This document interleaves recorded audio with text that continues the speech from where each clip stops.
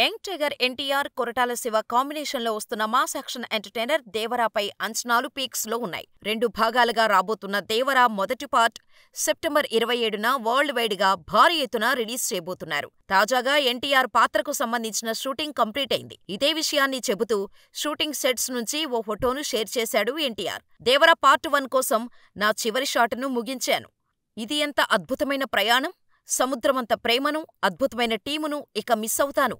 కొరటాల శివ చేతిలో అద్భుతంగా తెరకెక్కిన ఈ సినిమాను సెప్టెంబర్ 27న చూడటానికి ఎదురుచూస్తున్నాను అని పోస్ట్ చేశారు.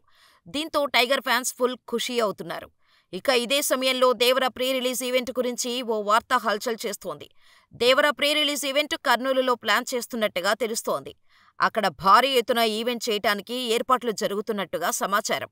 అయితే ఈ ప్రీ రిలీజ్ ఈవెంట్ ఎప్పుడు ఉంటుంది, నిజంగానే కర్నూలులోనే పెడతారా అనే విషయాల్లో ఇప్పుడే ఓ అంచనాకు రావడం కష్టం. కానీ దేవరా ప్రీ రిలీజ్ ఈవెంట్ కోసం టైగర్ ఫ్యాన్స్ ఈగర్గా వెయిట్ చేస్తున్నారు. ఈవెంట్ ఎక్కడ జరిగినా సరే ఆ రోజు మాస్ జాతరను చూడబోతున్నామనే చెప్పాలి.